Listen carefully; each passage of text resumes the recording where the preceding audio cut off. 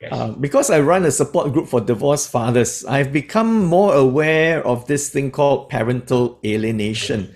Yeah. Can you help us understand what is parental alienation and how it impacts children? Sure. So parental alienation. Okay. I think it can happen, now that we know the term, right? It can happen in a legal divorce situation, or it can happen in an intact marriage situation where there's emotional divorce. So parental alienation, therefore, is where one parent, all right, kind of alienate the child from the other parent, meaning, either stopping contact or access, or limiting the contact or access to the other parent, or in some way, influencing the child's relationship with the other parents, their thinking, their perception of the other parents. And may I say that it can be done knowingly or unknowingly. The alienating parent versus the parent be alienated. The alienating parent may do it knowingly or unknowingly. If you don't do it knowingly, there could be two categories. You alienate your child from the other parent knowingly, but you feel bad about it. You know it's wrong, but somehow it's not within your emotional control because you're so hurt, right? And you say things or do things, and in the best interest of the child, you want that the child should maintain a healthy relationship with the other parent. You want to support that, but you notice that you're doing that, and you feel bad about it. I think we need to understand that every alienating parent is not necessarily malicious. Okay, unknowingly could be you're not aware, or by the passive-aggressive way, by the innocent things that you say, that it somehow impact the child. The child's idea about the other parent may be skewed by the things you say. There are times people do it with really malicious attempt. I know this is what I'm doing, and I know I'm justified doing it. Now, I think this last category is something that we need to pay attention, obviously, to. Well, the way I understand it is that when any of the parent practices this thing called parental alienation, I think there are a number of motivations and reasons why. Number one is to get support from the child, so that the child will support me, the child will be on my side, the child might even be sympathetic towards me, all right? Because, now that I'm going through a divorce, I'm going to be alone, and I'm going to be going through a lot of difficult times, and I need help. And so I kind of, like you say, intentionally or unintentionally, manipulate my child so that I can receive support, encouragement, sympathy from my child. Now, if the child is very young, then we are expecting a bit too much from the child. We are in a way causing the child to grow up too quickly. Making your child become an adult before the child is ready to be.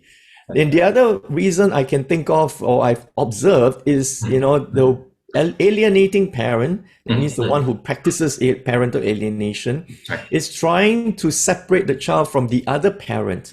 And so this alienating parent will usually comment about the other parent, the ex-spouse or the divorcing spouse, about how irresponsible and how how little that parent cares for us, and especially for the child. And you're basically pointing out all kinds of flaws and shortcomings, so that hopefully the child will look at that parent and says, if anyone ever asks me who do I want to follow, during after the divorce, I would say, well, this parent, because this parent loves me and more responsible, and look all the things that this parent has been doing for me, and compared to the other one. Now, of course, the child does not have evidence Yeah. To back up all these things. It's just hearsay and it's just perceptions that have been created in the child's minds as a result of the alienating parents' comments. That's right. Yes. So thanks, Patson, because hearing you, that also trigger other thoughts and that I have. So one of the thoughts about this is that because of one spouse say about the other alienated parent, the child therefore can make a decision without evidence, right? A very straightforward path. We assume it's a straightforward path, but sometimes for a child, there's a tension. There's a concept, psychological concept. A parent, as a couple, they are the first attachment relationship in a child's life. So there has to be a secure attachment, father and mother. But if they are on two sides, no, imagine with me, they are on two sides, right? It's almost like you hold a baby with a right hand and a left hand, right? You support the baby. But if the baby, or rather the two hands, like the father and mother, is splitted out. Now the baby had to choose, right? Do I stay with this hand or that hand? Or fall through the gap? You might fall through the gap. And many of them falls through the gap. They fall through the gap. And I guess that is a great tension, burden for the child to be therefore able to say, oh, I follow father or I follow mother. I love father more or I love father more. So one of the questions, unknowingly or knowingly, parent may ask, do you love your daddy more? You love your mommy more? Maybe it comes from well-meaning adult, grandparent, uncle and auntie or something. Do you love your father more or you love your mother more? Now, those kind of questions. Those are very unfair questions because that was exactly what the lawyers asked me when my parents were going through the divorce.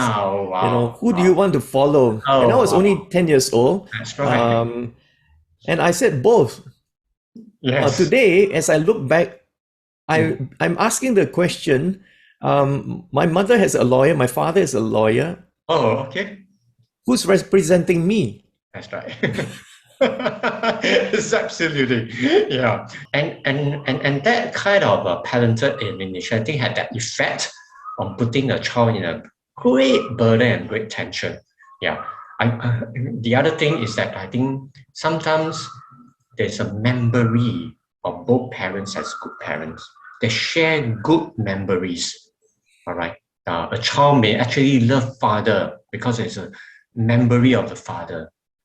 Share a good relationship. May also have a good memory of with the mother. But when the alienation happens, now it's very hard to reconcile for the child, right? Hey, now you're telling me my father or my mother is this way, but my experience speak otherwise. How do you deal with that, right? So I want to say this to all parents out there, that let it be that our child don't become the bargaining chip on when our own life chips, our marital chips are down. Let it not be that our children become the bargaining chip. And also that children should not be seen as a trophy.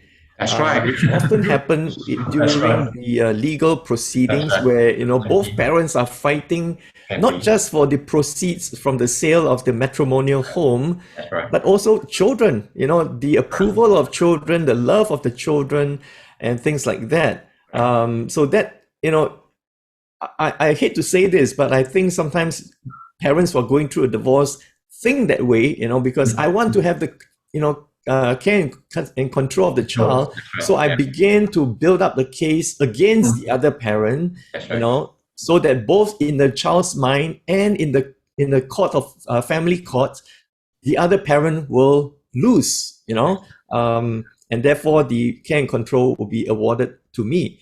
I think that's very unfair.